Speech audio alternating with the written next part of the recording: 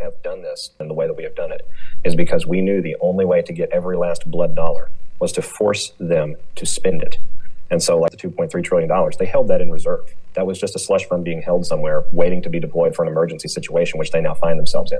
So we are continuing to drain this system. Do you see how long this takes? Do you see how long it takes to get every dollar in circulation, every blood currency that's ever been generated around the world, accounted for, paid for, brought out of the hidey holes and into the light so that we can have an honest transition to a new reality? That's why this takes so long. This is such an enormous, multidimensional, multi-angular process with all of society. I know that people get frustrated about that. I get frustrated about that also. Jeff Sessions and John Huber are doing God's work. They are seeing through these indictments and the civilian record in the background so that we can have an honest accounting. We're letting the military do the heavy lifting to handle the emergency before it becomes uncontainable, right? To save humanity. But we still have to establish a civilian chain of custody, if you will, a civilian record that we can pass forward to generations on how we conducted this. I have a sneaky suspicion that a great deal of the taped confessions that we've been promised will have been conducted at the behest of special counsels Sessions and Huber.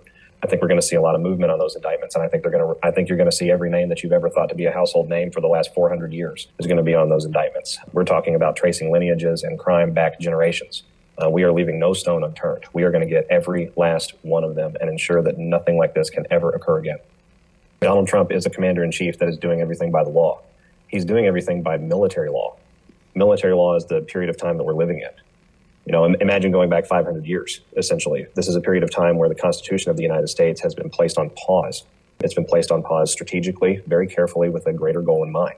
It's been pre-lifted in certain areas to allow the military to conduct these sorts of operations, seek and destroy, target identification, etc.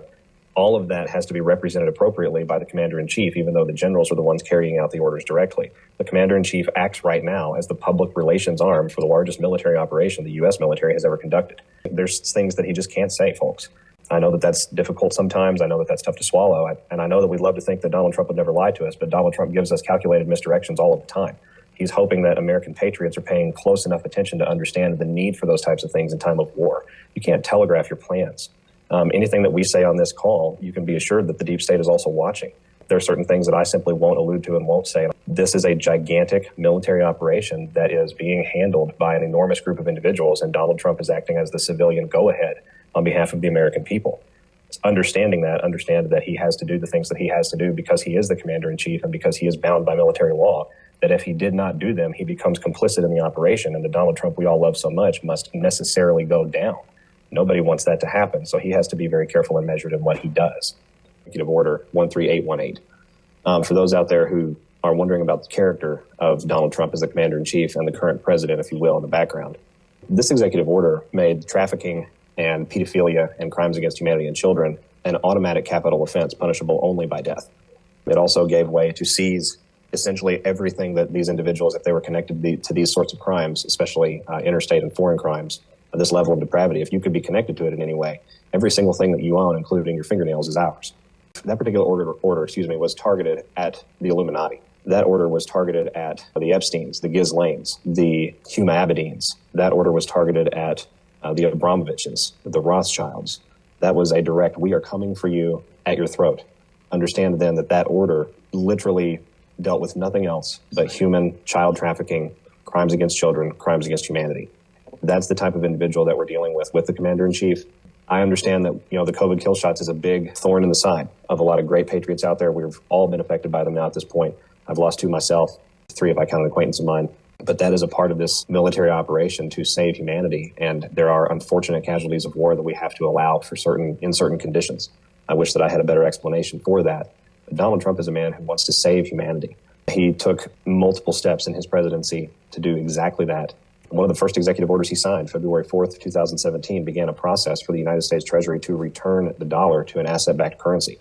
He wasted no time getting that ball rolling. This was a coordinated military operation. It's my understanding that Donald Trump was implored by generals, one of 3 individuals that was interviewed secretly by generals, as a possible candidate to oversee the bankruptcy of the United States corporation government. It's my understanding that Donald Trump accepted the mantle, if you will, and that we have lived a coordinated military coup for the last 6 years, and we are continuing to live it up through the end of this year. We are already experiencing portions of NESARA in areas localized around the United States and in larger areas around the world. BRICS is a good example of NESARA. BRICS is the first step in shifting the world to an all-level playing field. Donald Trump gave a speech alongside Prime Minister Shinzo Abe in 2000, I believe it was 18, where he stated that soon, in relation to world currencies and the manipulated currency markets, soon we would all be on a level playing field. This era began shortly after John F. Kennedy was assassinated. It really, truly began with John F. Kennedy's Executive Order 11110, which ordered the Treasury to begin the process of returning the United States dollar to a silver-backed currency. At certain levels, this deep state is completely stupid. At other levels, they are startlingly clever. They can be surprisingly clever at times. Many of them saw something along the lines of what we're living right now coming, and so they went after areas such as resource mines, raw material.